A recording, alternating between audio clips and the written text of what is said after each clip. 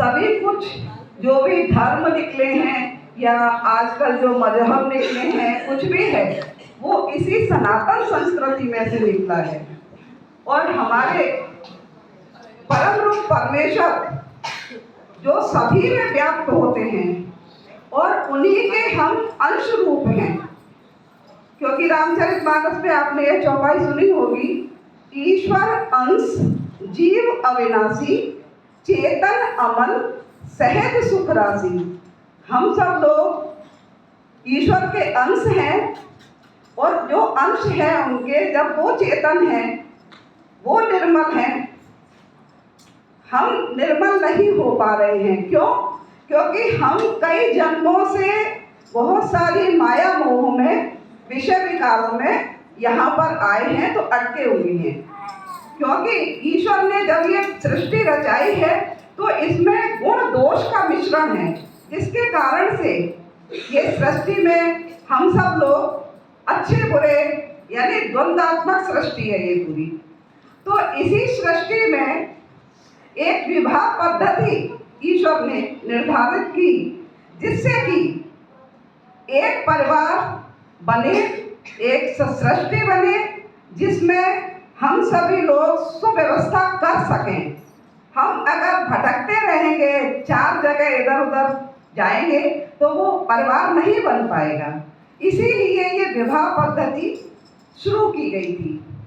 तो विवाह पद्धति के अंतर्गत हमारी मनुस्मृति जो सबसे पुरातन है, हमारे मनु और शत्रु का जो सृष्टि में प्रारंभ में जो हुए हैं, उन्हीं के माध्यम से अपने अपने अनुभवों को दिया गया था। और उन अनुभवों में ही हमको निर्देश दिए गए थे कि हमारे संस्कार क्या होने चाहिए।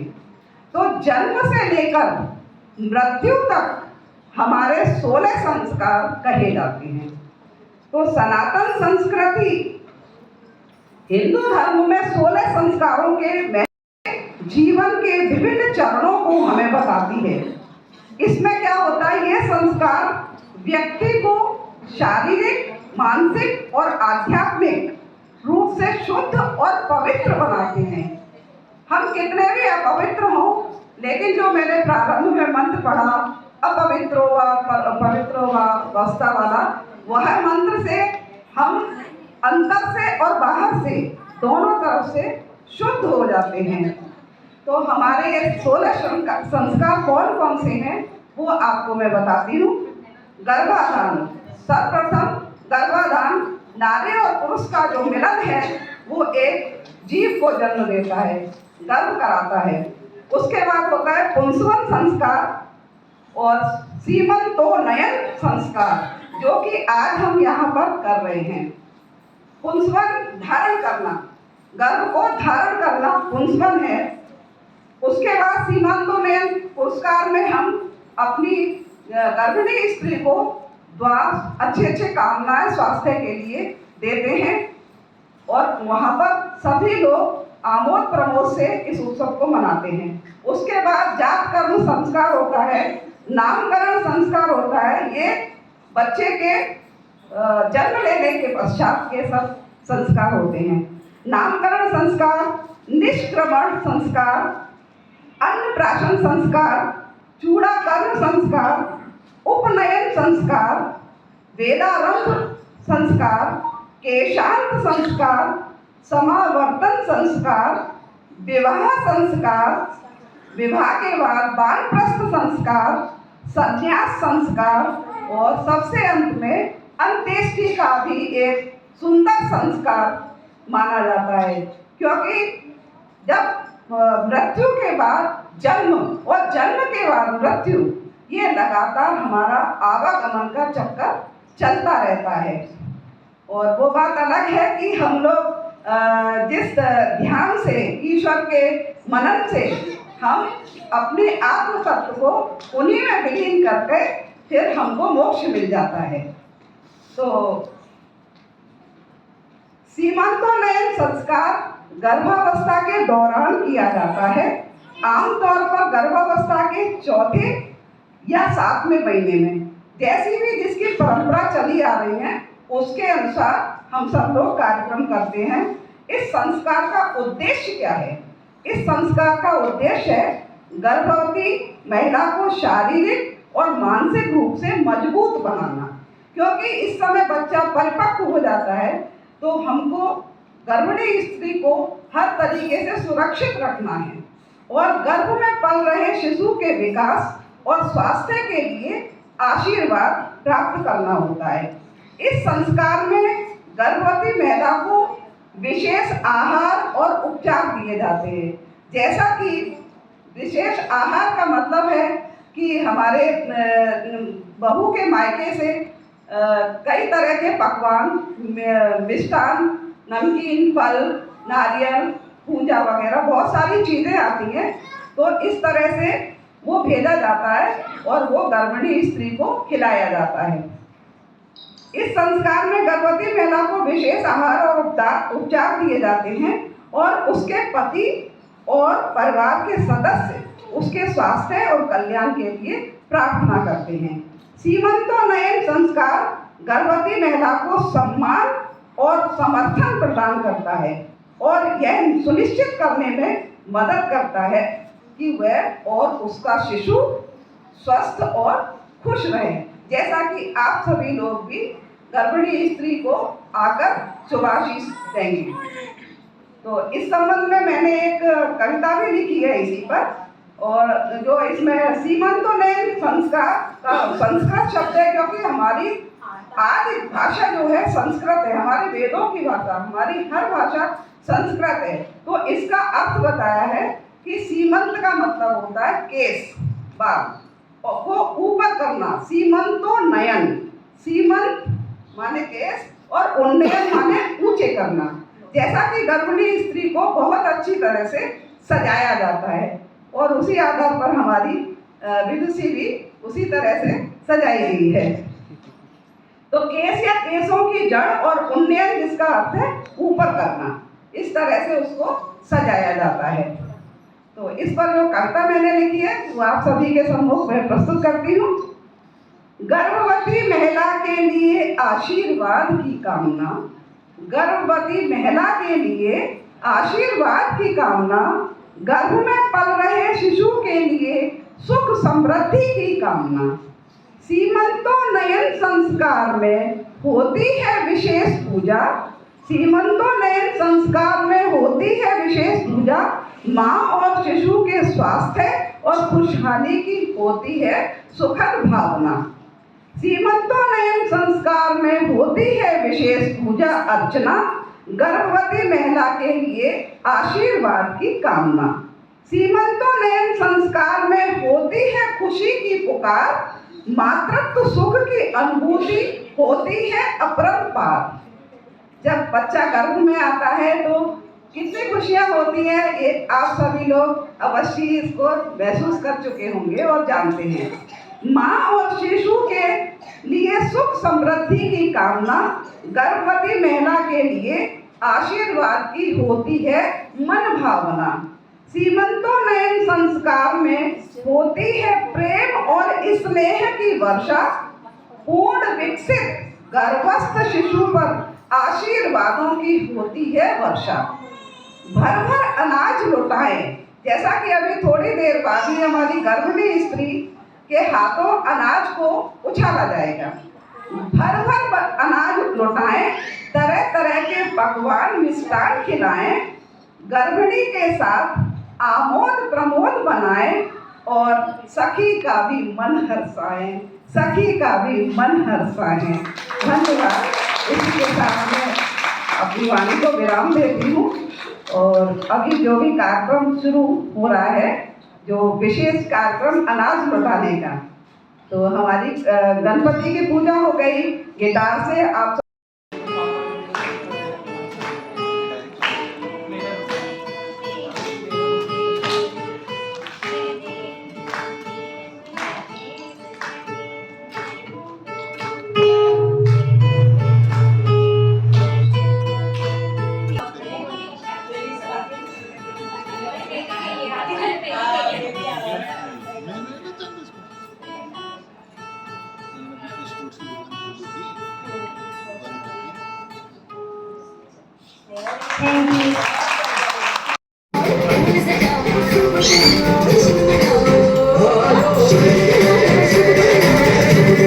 वाला सूरज है झोरी में, मांग भर बिंदिया लगाई जब राती कने लागे जैसे भोर वाला सूरज है झोरी में। कजीरा लगावे तो लागे है समुंदर में मछली फसाई लगी मछुओं ने डोरी में। और गोरे गोरे मुखड़े पे